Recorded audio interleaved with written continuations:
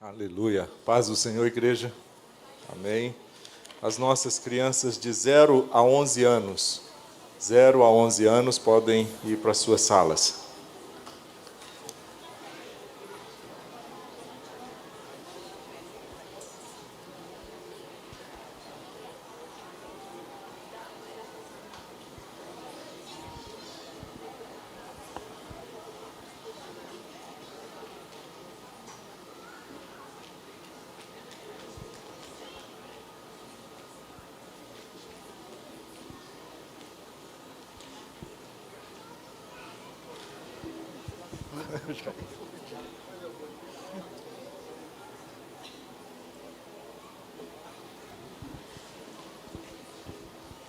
Todos abençoados? Amém. Tiveram um domingo aí cheio da graça e do favor do Senhor. Muito bem, nesse instante, antes de darmos início à ministração da palavra, eu queria aproveitar essa oportunidade e fazer um convite a todos que aqui estão, para que também se empenhem. Eu sei que o domingo é um dia especial para se estar com a família, mas nós temos tido aqui uma escola bíblica dominical abençoadora e que tem edificado vidas. Nós temos tido ministrações maravilhosas da parte do Senhor, usando os homens do Senhor. Hoje mesmo foi o pastor Ivo, e nós iniciamos uma nova ministração, da qual eu vou fazer também uso de parte dela aqui nesta noite. E um dos pontos principais, não é o nosso tema nesta noite, mas o ponto central da ministração da Escola Bíblica Dominical e dessa mensagem desta noite, tem justamente a batalha pelas nossas mentes. Então nós vamos estar tratando aí nesses 3 domingos que temos dentro do mês de fevereiro, sobre esse tema específico. Hoje pela manhã, o pastor Ivo ministrou sobre a nossa batalha não é contra a carne e o sangue, mas contra as hostes e potestades do diabo contra as nossas vidas. Então, é uma ministração que tem relevância para a nossa vida como cristão. Eu convido você, se empenhe, venha para a Escola Bíblica Dominical, e eu tenho certeza que Deus vai abençoar a sua vida também. Amém? Muito bem, eu já passei para os meninos, não sei se eles já não colocaram ainda, mas nesta noite a nossa ministração é a importância da renovação da nossa mente. Eu não li o livro ainda, eu vi um livro da CPAD, e pretendo comprá-lo, e fala justamente, é um livro que eu achei interessante, pelo que eu já li sobre ele, fala justamente sobre essa batalha que ocorre pelas nossas mentes. E por conhecer já um pouco da palavra do Senhor e saber o embasamento desse pensamento, dessa ideia, resolvi também ministrar nesta noite algo semelhante. E ele começa justamente pela importância da renovação da nossa mente. Então, eu quero que você abra aí a sua Bíblia em Romanos, no capítulo 12, do verso 1 e o verso 2, e também, se você tiver como, abra em Efésios, capítulo 4, verso 22 e verso 23.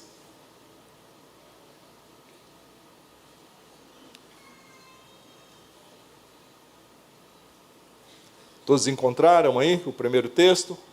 Romanos 12, verso 1 e 2.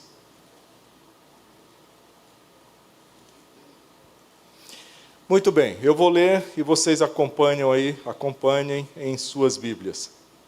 Portanto, irmãos, rogo-lhes, pelas misericórdias de Deus, que se ofereçam em sacrifício vivo, santo e agradável a Deus. Este é o culto racional de vocês.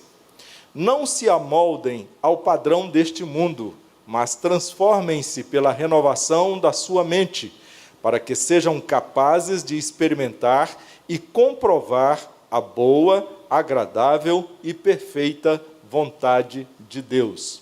Eu vou repetir o verso 2, pois nele se encontra o tema principal que nós queremos trabalhar.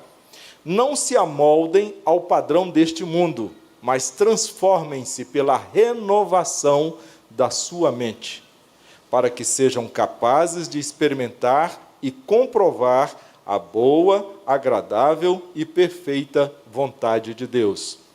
Efésios 4, verso 22 e 23 diz assim: quanto à antiga maneira de viver, vocês foram ensinados a despir-se do velho homem, que se corrompe por desejos enganosos, a serem renovados no modo de pensar.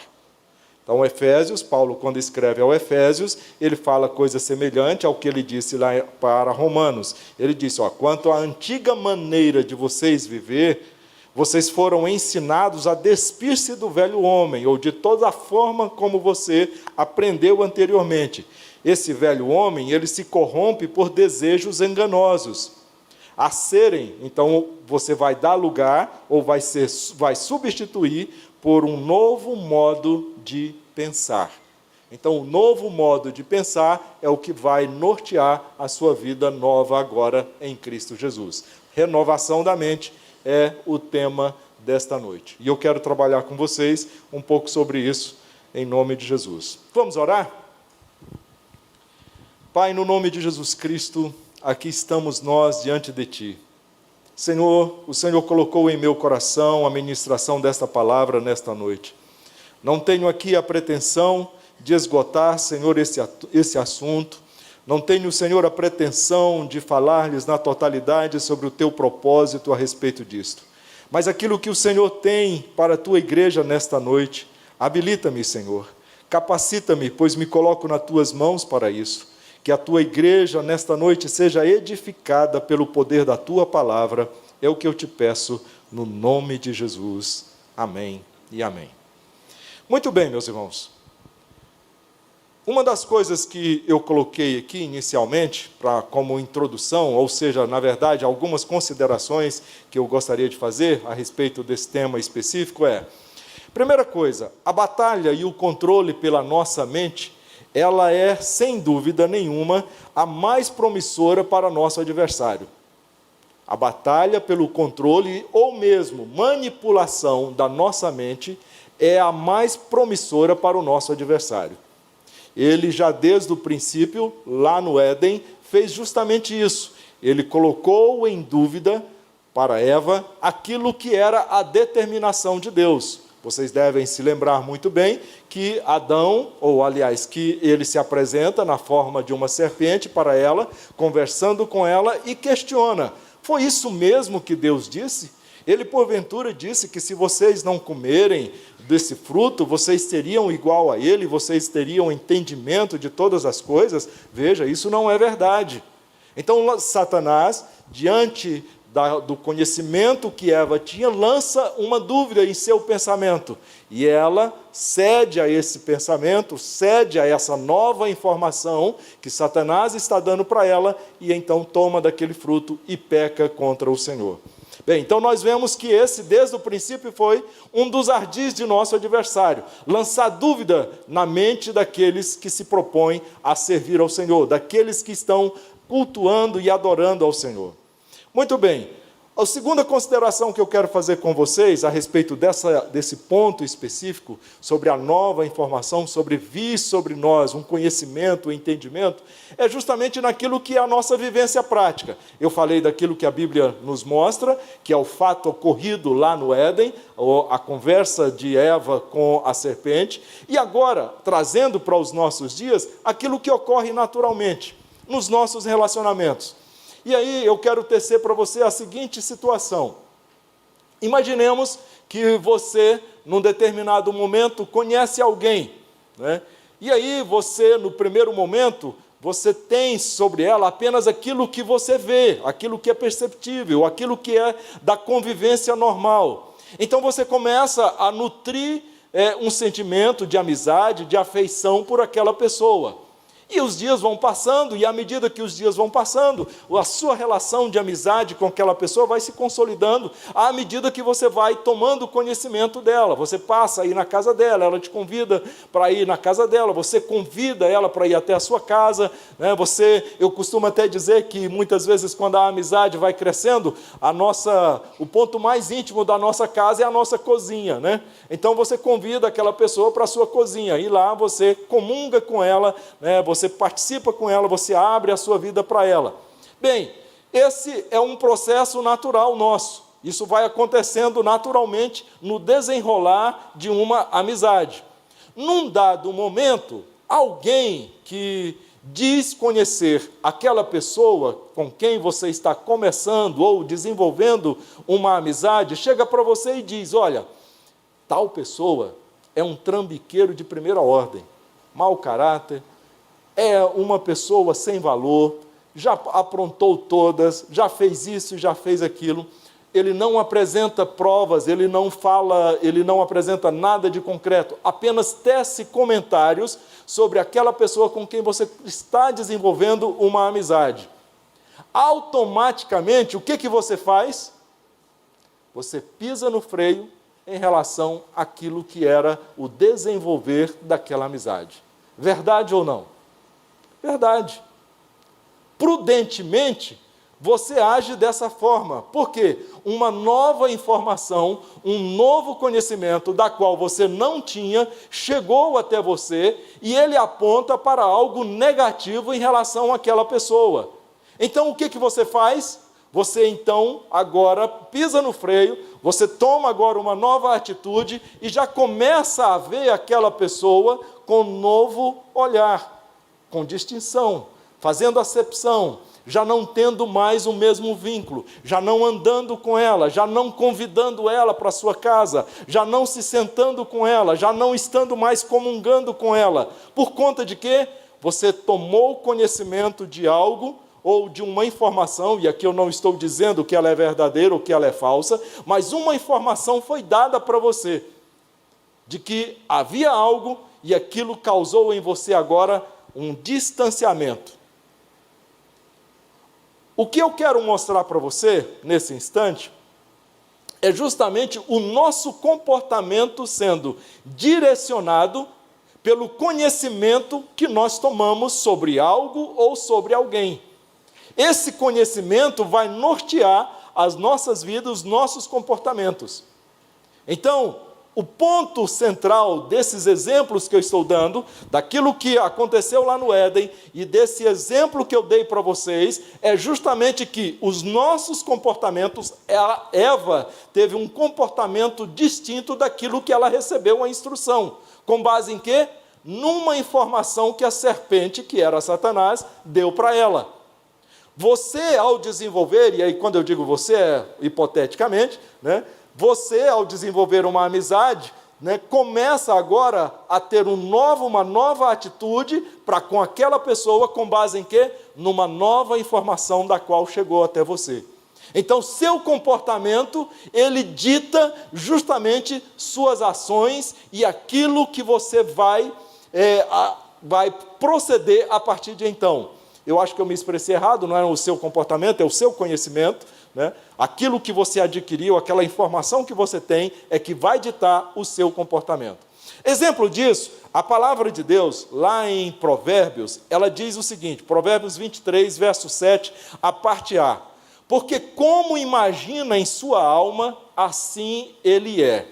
Esse verso específico, que eu faço questão de comentar ele para você, ele está dizendo que nós, como seres humanos, normalmente fazemos de nós mesmos uma autoavaliação. E essa autoavaliação, ela pressupõe algumas coisas, como, por exemplo, não, eu sou bom, eu sou bem-sucedido, eu sou estudioso, eu sou dedicado, eu sou uma pessoa proativa, não, eu sou uma pessoa amável, eu sou uma pessoa dura.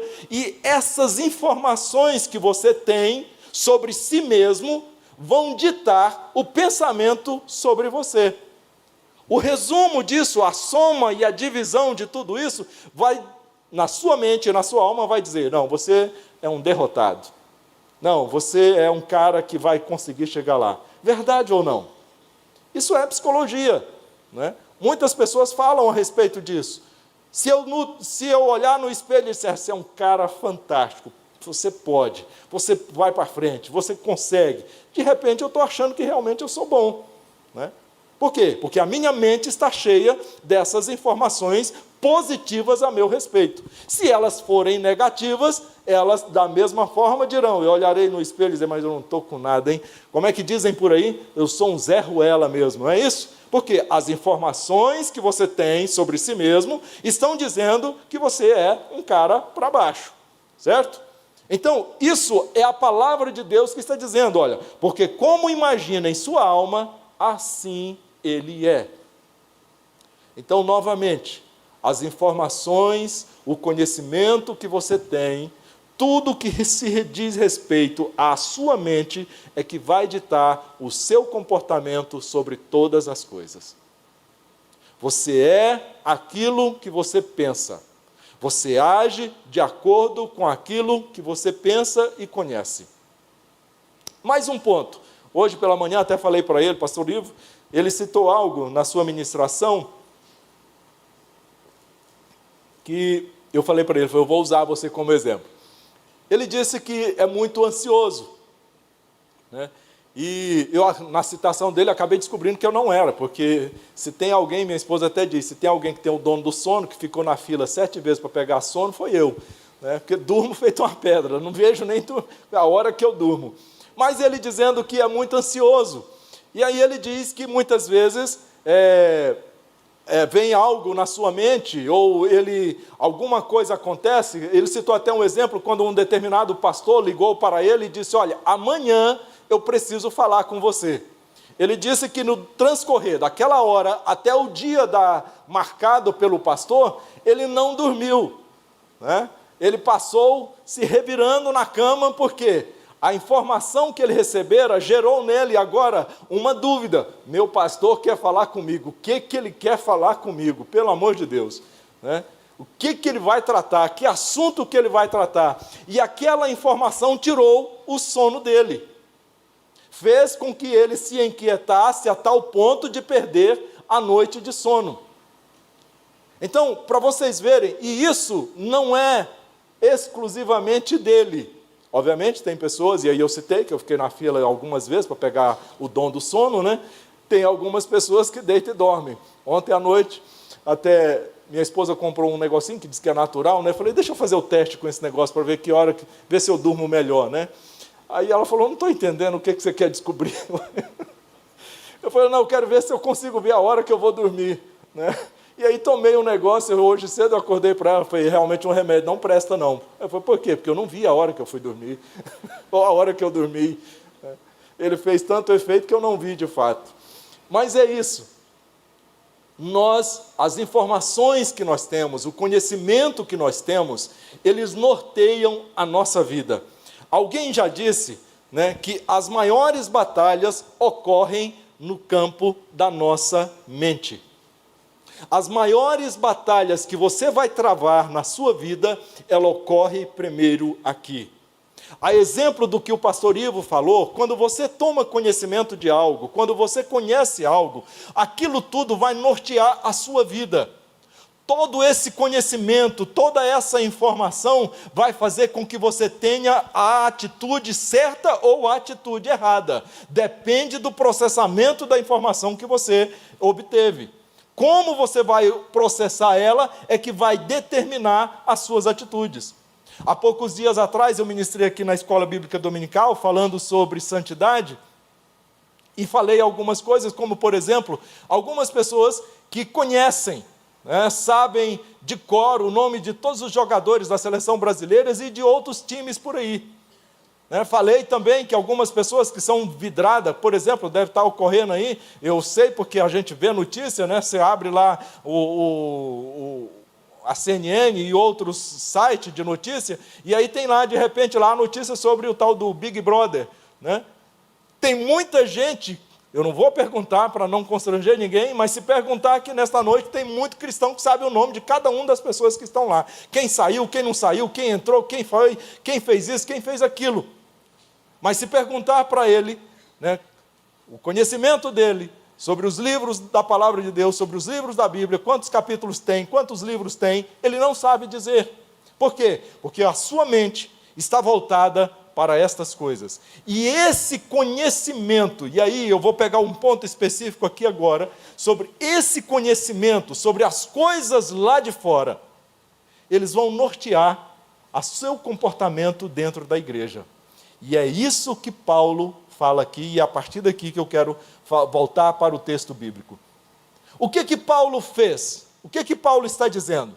Se você pegar o livro de Romanos, do capítulo 1 até chegar no capítulo 12, você vai ver que Paulo, quando escreve para a igreja que estava em Roma, ele começa a descrever ou fazer uma carta evangelística, dizendo justamente o que ele está fazendo? Evangelizando os cristãos já convertidos.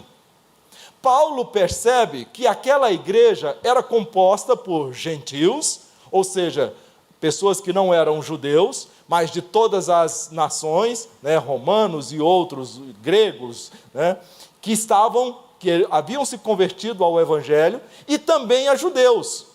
Então Paulo observa que havia ali uma mistura de cultura, de conhecimento. E aí, Paulo, sabendo disso, você vai lá desde o primeiro capítulo até chegar no capítulo 12, Paulo vai tratando justamente de cada tema específico para aquela igreja, que dizia respeito às suas condutas, aos seus costumes, aos seus valores. Quando chega lá no verso 12, lá no capítulo 12, Paulo usa uma conjunção e ele começa assim, portanto. Esse portanto, Paulo está fazendo uma junção de tudo aquilo que ele diz. Olha, diante de tudo que eu mostrei para vocês, agora, e aí o verso que eu li, portanto, irmãos, rogo-lhes pela misericórdia de Deus, que se ofereçam. Então Paulo começa a dizer, olha, tudo que eu falei para vocês diz respeito ao conhecimento que vocês tinham, seja o judeu, que valorizava a lei, que queria trazer as práticas da lei para o evangelho, né, para a nova igreja, seja o grego, que tinha os seus cultos, né, que eram cultos não aceitos pelo Senhor, a sua forma de pensar, a sua forma de agir. Então Paulo pega tudo isso e diz, olha, tudo isso deve dar lugar a uma nova maneira de ver e de pensar. E isso se aplica à igreja dos nossos dias. Esse é o ponto, trazendo agora para nós, né, a palavra seria contemporaneizar, né? Acho que é isso mesmo, doutor? É isso mesmo? Vamos trazer ela para o nosso tempo presente, né, para a nossa igreja. Aqui há, em nosso meio, diversas pessoas que vieram do espiritismo, do catolicismo e de outras religiões, que agora me falha o nome. Você veio de diversas, e você cresceu lá, você formou lá. E muitas vezes, esse conhecimento que você adquiriu lá, você acha interessante. Eu vou falar aqui especificamente do espiritismo, que fala sobre as obras. E muitas pessoas acham, não, eu estou hoje como cristão, mas eu acho que se eu fizer boas ações, eu vou continuar, ou eu vou ser salvo. Esse negócio não é só pela graça, não. Eu preciso fazer alguma coisa. Eu preciso trazer cesta, eu preciso ajudar o irmão carente da igreja, eu preciso fazer isso. Eu estou citando um exemplo só. Mas existem outras práticas. Então, a igreja atual está cheia disto. Além disso, além desse conhecimento no que diz respeito à religiosidade, há também aquilo que eu citei há pouco, a nossa vivência diária, aquilo que acontece nas mídias, nas redes sociais, aquilo que é comum, a prática lá do mundo. E esse é o ponto mais perigoso, porque o que acontece? Nós não fomos tirados do mundo, nós estamos aqui, nós convivemos diariamente, todo o tempo. Possivelmente você está lá no ambiente de trabalho, onde você é o único cristão, e todos os outros lá têm práticas mundanas, práticas que não agradam ao Senhor. Possivelmente você é o único ali, naquele ambiente, que conhece ao Senhor, que conhece a palavra de Deus. Então, é muito natural, e quando eu digo que é muito natural, dentro da perspectiva humana, que você seja influenciado. Quando eu digo que é muito natural, mais uma vez a ressalva, é dentro da perspectiva humana, eu não estou falando dela no espírito. Então nós podemos ser, por quê? São quantas horas que nós passamos no trabalho? 8 horas diária? 8 horas diária convivendo com alguém, buzinando algo no seu ouvido e na sua mente. Falando de algo. Então, por vezes, você vai se deixar convencer com as práticas deles.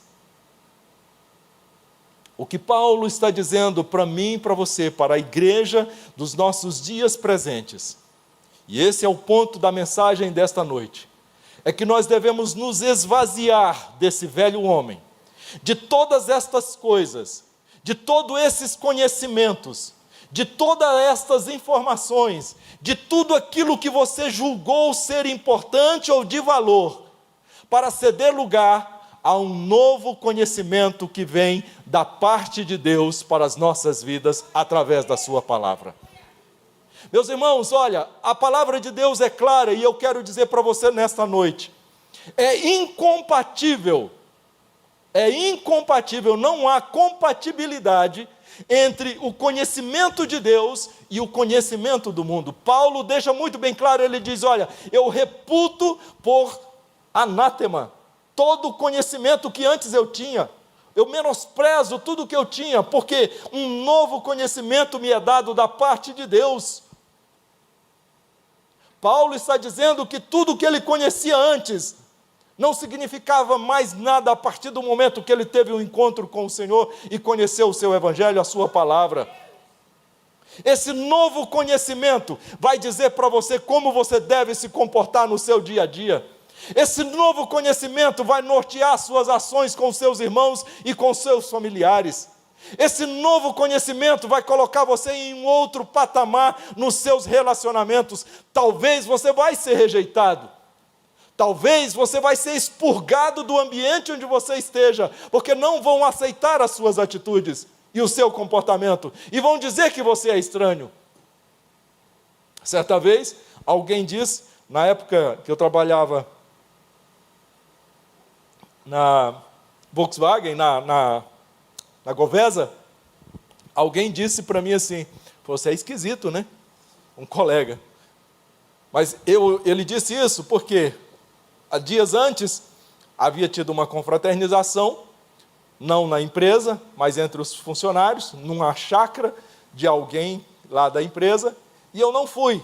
Mas eu não fui porque eu tinha o conhecimento e eu soube antecipadamente o que rolava lá. Eu falei, não é o meu ambiente, eu não vou me colocar nessa condição, porque eu não corro risco ou coloco sob risco a minha vida espiritual. Então, por isso eu sou esquisito. Por isso você é estranho. Por isso você não faz parte desse mundo. É porque há em você uma nova forma de pensar, um novo conhecimento que vem da parte de Deus e que certamente faz sim diferença na sua vida e na nossa vida. Nós já não pensamos como eles. Deixa eu dizer algo aqui para você a respeito disso. Não é que nós somos, ou que você é mais sábio, ou que você tenha mais conhecimento. Não, a palavra de Deus gera em mim e em você prudência no falar. A palavra de Deus gera em mim e em você cautela, uma ação amorosa. Quando você fala com amor. Você fala para educar, para dirigir, você não é áspero, porque você olha que a palavra dura, ou a palavra branda, ela traz consolo, paz ao coração. Então, quando você toma conhecimento da palavra de Deus, todo o seu viver, toda a sua vida, ele passa a ser norteado segundo esse novo conhecimento. Esse é o ponto da palavra de Deus para mim e para você nesta noite. Aí você pode perguntar, pastor, o que eu devo fazer? Qual deve ser a minha atitude? Porque, assim, antes desse ponto, eu quero ainda comentar algo para você ainda um pouco sobre essa questão do padrão do mundo. Lá em Efésios, no capítulo 20, que nós lemos uma parte dele, tem escrito o seguinte: Todavia, não foi assim que vocês aprenderam de Cristo. De fato, vocês ouviram falar dele e nele foram ensinados de acordo com a verdade que está em Jesus.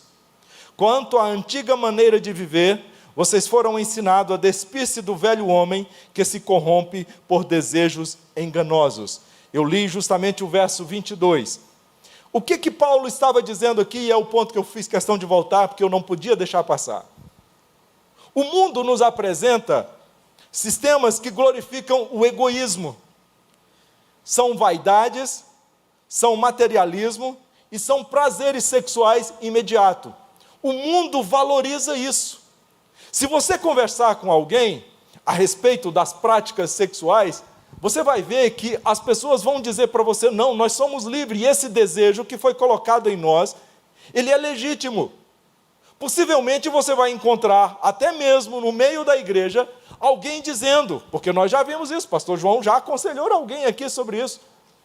Alguém dizendo, não, esse negócio é muito legal, olha, vale a pena, você pode ter 2 maridos, ou você pode ter 2 mulheres, você pode ter 2 relacionamentos, você pode ter relação sexual com seu namorado antes de casar.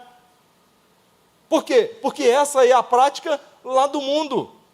Na verdade, o que o mundo diz é que, no caso dos jovens, eles devem experimentar isso antes de casar para saber se o parceiro ou se a parceira é a ideal. Eu abordei esse ponto específico e fiz questão de voltar nele, porque isso é o que está acontecendo na nossa sociedade. Essas são as práticas lá do mundo, e que elas muitas vezes nós estamos vendo acontecer no meio da igreja, estão trazendo para o meio da igreja. Nós temos notícias de pais que se dizem crentes, que diz, não, eu não deixo minha filha ir para o motel, ela que traga o namorado para cá. Eu vou preparar um quartinho ali para ela, mas o namorado. Fez alguma diferença? Pasmem, isso está acontecendo no meio da igreja. Homens casados que têm tido relação com outras mulheres e a sua esposa, e ele falou, não, eu já avisei para minha esposa, ela sabe, eu preciso disso, eu sou homem, né? Afinal de contas, isso é justo, eu tenho um prazer que eu não dou, eu tenho uma necessidade que eu não dou conta de controlar, então eu preciso de mais de uma mulher. Essas são as práticas que está acontecendo nessa sociedade da qual nós estamos inseridos. Mas eu tenho uma notícia para você, o seu modo de pensar, o seu modo de agir, o seu modo de viver, não condiz com as práticas da sociedade da qual você está inserido. Na verdade, você deve ser um agente de transformação para que eles sejam impactados e se envergonhem do seu modo de viver. Paulo está dizendo para mim e para você que nós devemos nos despir desse modo antigo de viver. Todos os conceitos e conhecimentos que essa sociedade valoriza e diz ser importante, você deve mostrar para eles que o que ele deve dar lugar àquilo que é o ensinamento da palavra de Deus para a minha e para a sua vida. Você agora já não mais pensa como eles. Eu costumo brincar, né, e às vezes, isso obviamente em família, né, verdadeiramente nós somos uns ETs. Né? Se existe ET, somos nós, a igreja do Senhor, porque ele diz que nós não somos daqui. Né? Nós estamos aqui por um tempo, mas brevemente nós estaremos com o nosso Senhor, Criador e Salvador de nossas vidas. Nós não somos desse mundo, você não pensa como esse mundo, você não age como esse mundo, você não é daqui. O seu modo de pensar não é como os homens e as mulheres daqui dessa terra. Você deve ser um instrumento de Deus para que eles sejam impactados pela palavra do Senhor. Muito bem. Renovação da mente. Pastor, como que ocorre a renovação da mente? E há algo extraordinário que Deus deixa para nós, lá em... Deixa eu abrir aqui. Lá em Filipenses, no capítulo 4, verso 8. está numa página a citação e o verso está no outro. Diz assim: finalmente, irmãos, tudo que é verdadeiro, tudo que é respeitável, tudo que é justo, tudo que é puro, tudo que é amável, tudo que é de boa fama, se alguma virtude há, se algum louvor existe, seja isso o que ocupe o pensamento de vocês. Como é que nós fazemos, ou como que nós passamos a ter uma mente renovada? Agindo de acordo com essa recomendação de Paulo. Tudo que é amável, tudo que é bom, tudo que é puro, tudo que é louvável, tudo isso deve permanecer, ou deve estar presente na minha e na sua mente, para que nós possamos manifestar a esse mundo o verdadeiro cristão que nós somos. Paulo diz ainda, ele fala o seguinte, ele diz, olha, Tiago é que fala, Tiago diz o seguinte, olha, portanto, deixando toda impureza e acúmulo de maldade, acolham com mansidão a palavra implantada em vocês, a qual é poderosa para salvá-los. Há uma palavra implantada em mim e em você. O que Tiago está dizendo aqui é que ela deve ser acolhida por nós como sendo verdadeira e boa. Eu devo receber essa palavra, eu devo amar essa palavra, eu devo acolher essa palavra, e ela que é justamente o manual para a minha vida e para a sua vida. Ela é que vai estar presente na minha vida e no meu coração, todos os dias do meu viver. Deixa eu dizer algo aqui para você. Eu estou lendo, já estou em Samuel, lendo a palavra de Deus, e algumas coisas estão fresquinhas na mente, né? E passando ali pelo livro de Deuteronômios e pelo livro de Juízes, você vai encontrar, nos últimos capítulos de Deuteronômio, as recomendações de Moisés para o povo, quando entrarem na nova terra. E Moisés faz diversas recomendações, e duas delas que eu quero comentar com vocês aqui nesta noite, e que eles falharam.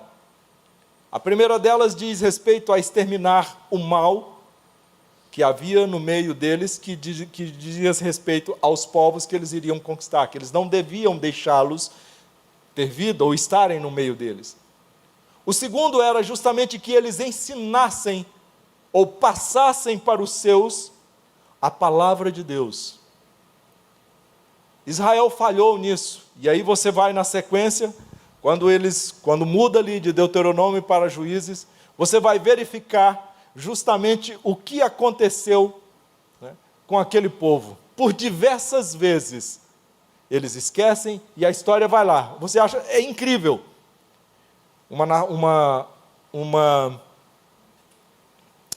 Como é que fala, gente? Pastor, me ajuda aí. Uma geração inicia arrependendo-se dos seus pecados e busca Deus, e Deus visita eles. Termina aquela geração, a próxima que vem desconhece. Por quê? Porque aqueles daquela geração não cumpriram com a palavra de Deus, ensinando para os que viriam no futuro. Não exterminaram o mal e não ensinaram. E aí a coisa se repete várias vezes. O ponto que eu quero extrair aqui para nós nesta noite é justamente isso. Nós falhamos naquilo que diz respeito a observar a palavra de Deus. Israel sofreu, e a Bíblia diz isso, o meu povo sofre por causa de quê, irmãos?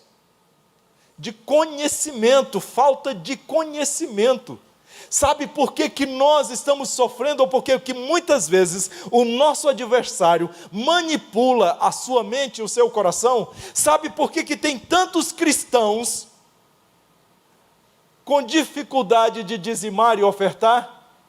Porque o diabo está dizendo para eles, não, isso é do Velho Testamento, não, isso era no tempo da lei, não, isso não se faz mais, não é dessa forma, e há um burburinho geral em todos os lugares aonde Ele está colocando, porque Ele está deixando que essas informações externas superem, ou seja substituída pelo que está na palavra de Deus. Nós estamos permitindo que essas coisas tomem conta de nossa mente. Nós estamos falhando na observância da palavra de Deus. Nós estamos falhando em colocá-las em prática. Uma das coisas que Deus mais chamou a atenção daquela nação foi justamente porque quando eles se arrependiam, eles alcançavam o favor de Deus, mas na sequência eles pecavam novamente contra o Senhor, não colocavam em prática. Oh, meus irmãos, em nome de Jesus Cristo, que nesta noite nós possamos dar lugar à renovação da nossa mente, que ela esteja permeada, cheia, que o seu pensar não seja do Big Brother, que o seu pensar não seja dos times. Isso é bom, esporte é bom, atividade é boa, você praticar uma atividade é bom, é maravilhoso, viver aqui é maravilhoso, é bom, ter amizade é bom. Mas deixa eu dizer para você que nada, que nenhum conceito, que nenhum outro valor tome conta da sua mente no nome de Jesus Cristo. Que somente essa palavra poderosa possa instruir as suas ações. Que somente essa palavra seja o norte para as suas decisões, para o seu credo, para o seu amor no Senhor. Sabe qual vai ser o resultado disso? Está lá no verso que nós lemos. Não se amoldem ao padrão deste mundo, mas transformem-se pela renovação da sua mente, para que sejam capazes de experimentar e comprovar a boa, agradável e perfeita vontade de Deus. Coloque-se de pé nesse instante.